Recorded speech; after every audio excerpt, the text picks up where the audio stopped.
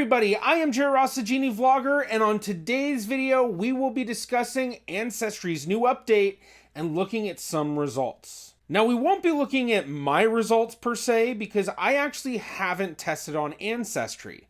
But the reason I haven't tested on Ancestry is because both of my parents have tested, and there's really not much that I can get out of it if both of my parents have tested. But we will be looking at my parents' DNA results, and we'll be looking at one of my cousins who has an interesting ancestral background. So to start out, for those who don't know, Ancestry announced a really big update at the beginning of September, and they said it would roll out in October.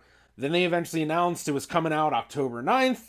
Today is October 9th, and it just came out. The big thing is that they've made it more detailed results.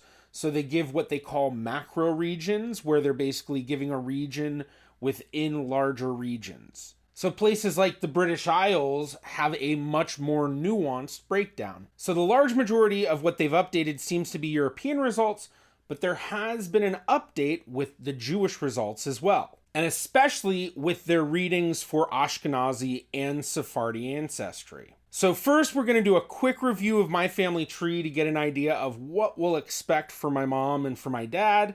And then when we get to my cousins, I'll explain that one a bit more anonymously. So here we have my family tree, and for my father's side, it's fairly straightforward. He's 100% Ashkenazi Jewish, as far as we know. As you can see, his grandmother is a brick wall. We don't know anything about her ancestry. We don't know if she had any siblings. We know very little. We're not even 100% sure of what her maiden name may be. So there's a whole 25% of my father's ancestry that he doesn't really know. But we're pretty certain it's likely going to be Ashkenazi Jewish. She was married to my great-grandfather before they came to the U.S., and they were living in Sokyriani, which is in present-day Ukraine. But when they were there, they considered themselves Romanian Jews. So my guess is she's probably Romanian Jewish, just like my great-grandfather, or at the very least, she's just a typical Eastern European Ashkenazi Jew from areas that are present-day Ukraine. So for my dad, I basically consider him 50% Romanian Ashkenazi Jewish. For the other 50%, it breaks down in two ways. His grandfather, Harry Ross, comes from a Litvak Jewish ancestry, which comes from areas of northeastern Poland and southwestern Lithuania, as well as some areas of present-day Belarus. Whereas my great-grandmother Pearl's ancestry traces to a town in present-day Ukraine known as Tolchin. So that basically breaks down my dad's ancestry to 50% Romanian Ashkenazi Jewish, 25% Litvak Ashkenazi Jewish, and 25% Ukrainian Ashkenazi Jewish. On my mom's side, we have a lot more going on, as many people who watch this channel know. To start out, on her purely paternal line, my great-grandfather Morris was the son of a fully Sephardic man. So Abraham Nunes Vaz, my second great-grandfather, was fully Sephardic, whereas his wife Jane was only 1/8 Sephardic. The rest of her ancestry was Dutch Ashkenazi Jewish. So for my mom, that basically equates to her having, I think it's about 15.6% DNA we would expect to be Sephardi. And then I think it's 9.4% we'd expect as Dutch Ashkenazi Jewish. Now for my mother's paternal grandmother, she comes from a mixed Ashkenazi Jewish ancestry where her father came from Grodno in present-day Belarus, and her mother's family came from Kishinev in present-day Moldova. Still Pale of Russia Ashkenazi Jewish, except one on the northern end of the Pale, the other on the southern end of the Pale. And then, of course, my mother's maternal ancestry is all Ashkenazi Jewish, with my great-grandfather Jacob Joseph Ekhoff, his family coming from Odessa and Kyiv in present-day Ukraine, so Ukrainian Ashkenazi Jewish. And then my great-grandmother Mary's father also coming from Kyiv, but her mother actually coming from a town called Vasilishki, which is in present-day Belarus. So for my mom's side, I'm not going to really break it down too much in terms of the Ukrainian Ashkenazi Jewish and the Moldovan Ashkenazi Jewish and all of that. But we will look at it in the simple terms of expecting about 15.8% of my mom's ancestry to be Sephardic Jewish, or at least the DNA results, and then the rest of that to be Ashkenazi Jewish. So starting out, we're going to go straight into my mom's results just because they are so interesting. And with my mom's results, we get multiple breakdowns of Jewish. First, we have 58% Ashkenazi Jews in Central and Southeastern Europe. So looking closer at it, we can see that it covers Ukraine, covers Moldova, so we're getting both of those. Granted, most of my mom's Ukrainian ancestry comes from Odessa and Kyiv, which seem to be right on the edge of what they're really calling in this region. But we are getting the Kishinev ancestry. And then the other ancestry is probably Dutch Ashkenazi Jewish. Now going back, the next biggest is Ashkenazi Jews in Eastern Europe and Russia at 31%. And that seems to be what's covering a lot of my mother's other ancestry that we know, the Vasilishki, the Grodno, but still also covering a lot of the other areas that the other Ashkenazi Jewish reading has, which largely those are areas that were typical in the Pale of Settlement. Which I should mention, for those who don't know about the Pale of Settlement in Russia, it was an area that the Russians designated as the areas that Jews were allowed to live. But continuing on, now we get the next reading of Sephardic Jews in the Eastern Mediterranean at 8%. Now for my mom's Sephardic ancestry, it is Dutch Sephardic. They were part of the Portuguese Jewish community of Amsterdam. And this traces back hundreds of years, with some lines tracing to other areas outside of Amsterdam, but all staying within what's known as the Western Sephardic diaspora. And this is honestly important in looking at the new results from Ancestry, because when we look at the Sephardic diaspora, there's three main waves. There's the first wave, which leaves really early on, well before the Inquisition, starting in the 1300s, with 1391 being a big year, and they end up in the Ottoman Empire areas, and they're known as the Eastern Sephardic Jews. So this is what is being represented in this result, the Eastern Mediterranean Jews, or at least that's what they're using as that basis. But then there were the North African Sephardic Jews who left in 1492, right after the fall of Granada. But then the third wave, which my family descends from, is known as the Western Sephardic wave, and those were the Jews that left Spain and went to Portugal, because Portugal didn't have an Inquisition. Later on, Portugal did enact their own Inquisition in the 1500s. Then those Jews didn't have an option to leave, so they had to escape, and that's a different community, and that's the one that I descend from. And while we can see here that my mom is getting the Eastern Mediterranean reading, they do also have a North African reading as one of the new readings, but I don't believe they have a Western Sephardic reading. And I thought that was kind of interesting. I guess it's largely because with the Eastern Mediterranean communities and the North African communities, it's a little bit easier to do the population reference testing that's needed to be done, and especially with the populations from those communities maybe not being quite as mixed as some of the Western Sephardic communities, or at least the descendants of the Western Sephardic communities today.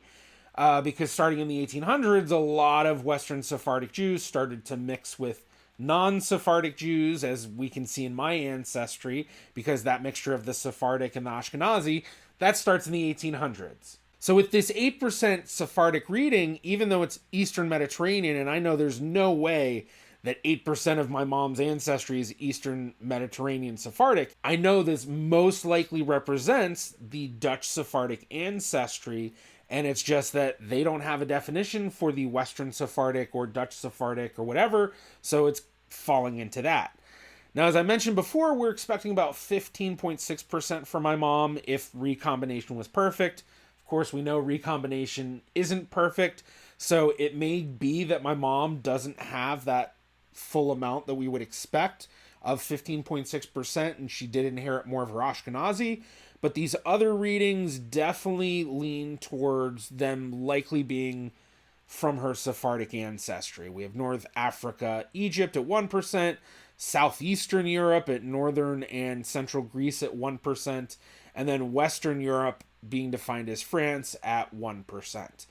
And so these could represent non-Jewish ancestry in my mom's ancestry that maybe we don't know about, because 1% readings, that could be something from, the 1700s or 1600s. And, there are some lines on my mom's family that we can't trace that far back. Granted, I have a lot of information on my mom's side of the family. Now, beyond the ancestral regions, they also have journeys, which is this right here.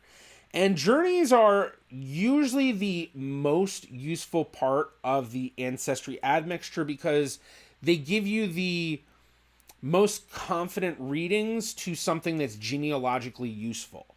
Because when it comes to the admixture, these percentages, or I guess what they're calling the origins, every company has a different name for this stuff, gives you a vague idea. Whereas with these journeys, it's giving you something more succinct. But that doesn't mean every population group has very strong journeys. And when it comes to Jewish readings, unfortunately, I haven't found much out of the journeys.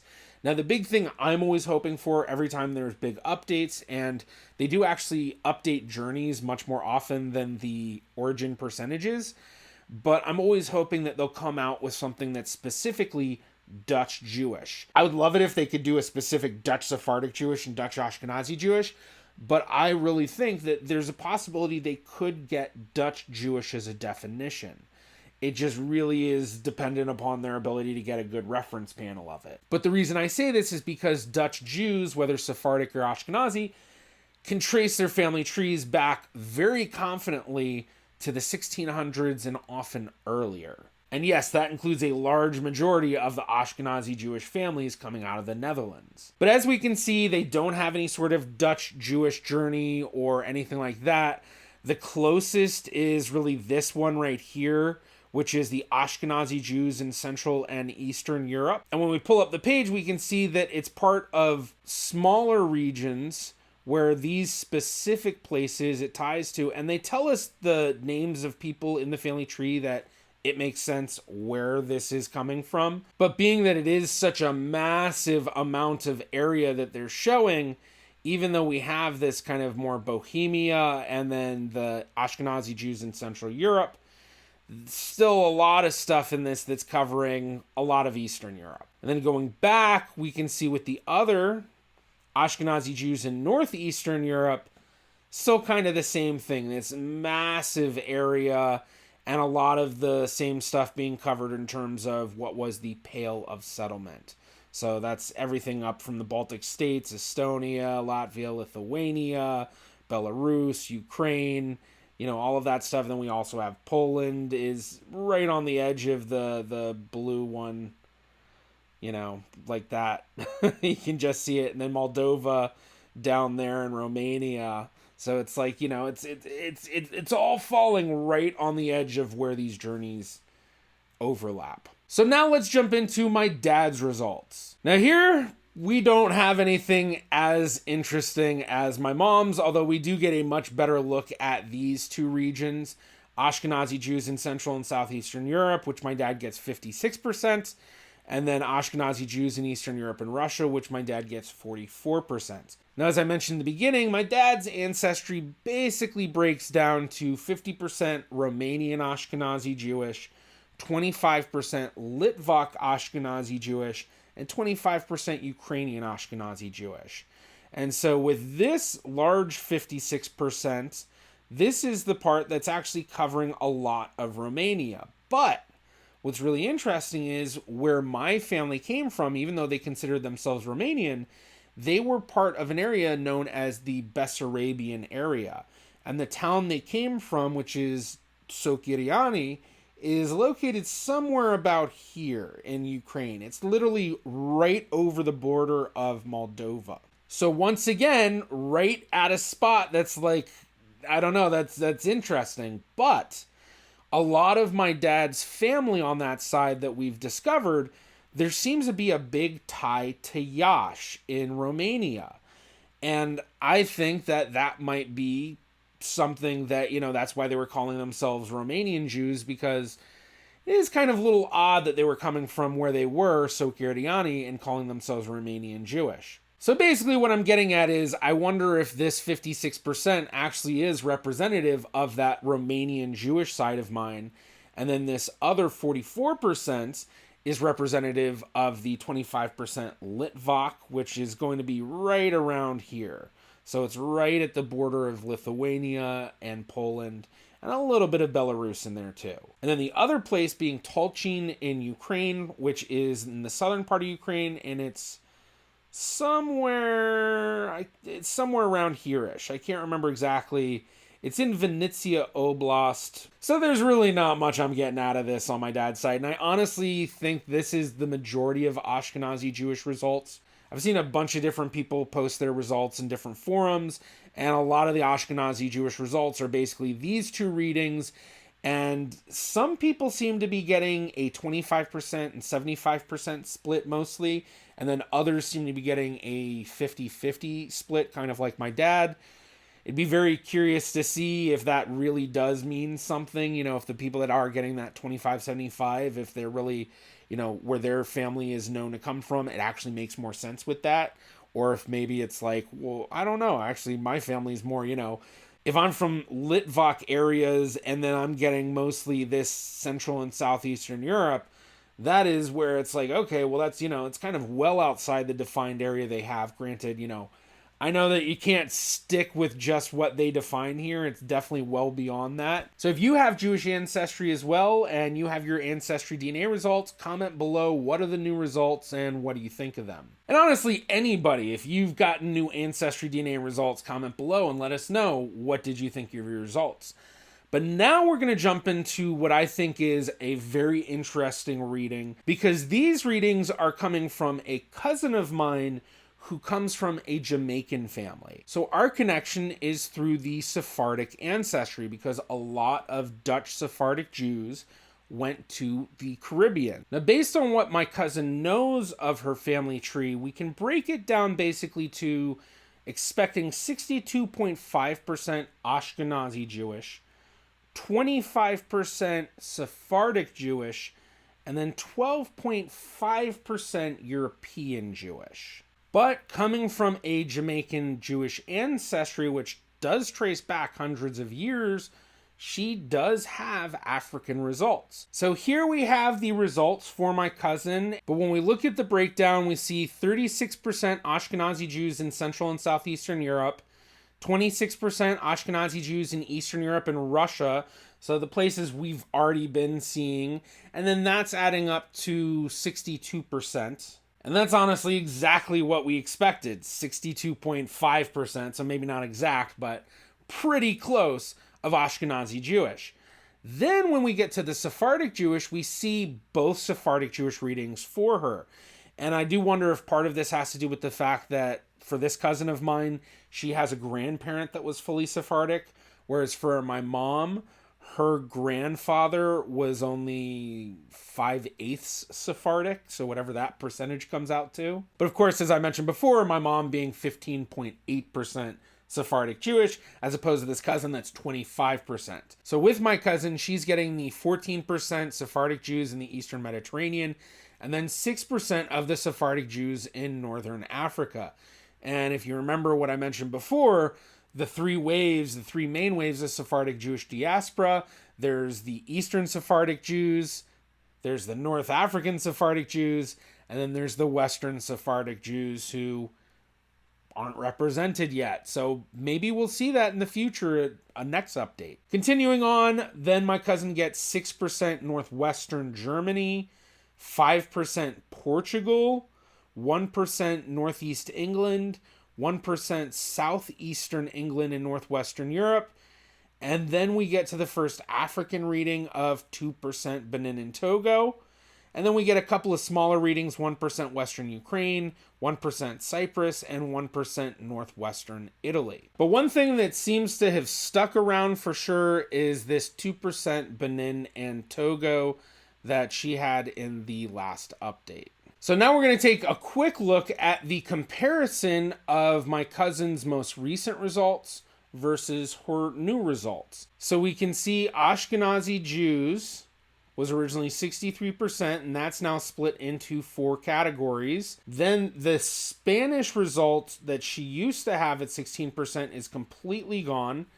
The old Sephardic Jewish reading, they just took that away, although technically they should have those underneath this, but I guess maybe they aren't doing that for some reason. Granted, it's only 12% Sephardic Jewish here, and one of the Sephardic readings is over 12%, and both of them equate to 20%. So obviously coming out a large part of the Ashkenazi Jewish, but it's definitely also coming from the Sephardic Jewish, because 26 and 36 is 62%. So it's not 63% breaking up into all of this. Then continuing on, Germanic Europe split into Northwestern Germany. So she already had the Germanic Europe, but now it's more defined as Northwestern Germany, which funny enough actually makes sense with the Western Sephardic diaspora, because Hamburg was a very large Sephardic Jewish city. Or it was a city with a large Sephardic Jewish community, I guess maybe that's a better way to say it. Then Portuguese is now appearing at 5%, but this is not a new reading. They had this reading in the old one. So something about their new reference panels made them change, and I'm guessing a big part of that is coming from Spain, if not all of it. Then Benin and Togo, like I said, no change. The Central and Eastern European, more defined now as Western Ukraine. And then all of these 1% adding in as something new, because 3 of them are new readings, but Cyprus not a new reading. And I thought this was a great example to show as well, just because with the Sephardic Jewish, that's kind of a big thing I'm always looking at when it comes to the Jewish readings and these admixture results. Now for her Sephardic ancestry, as far as I know, and I think from all the research I've seen, it's all the same Western Sephardic diaspora. So it's not like we would expect her to have North African Sephardic or Eastern Sephardic. So even though we aren't getting that Western Sephardic, we are seeing that 20% Sephardic, much closer to the known 25% than what she had in her previous results, which was just the 12%. So those are the results from my family, but let me know your results. Comment down below and let us know, what are the updates, and does it make more sense with your family tree? Or does it now make less sense with what you know of your family tree? And if you'd like to see the new update that came out for 23andMe last week, be sure to check out this video of mine right here. Thank you to my Patreon patrons and YouTube members.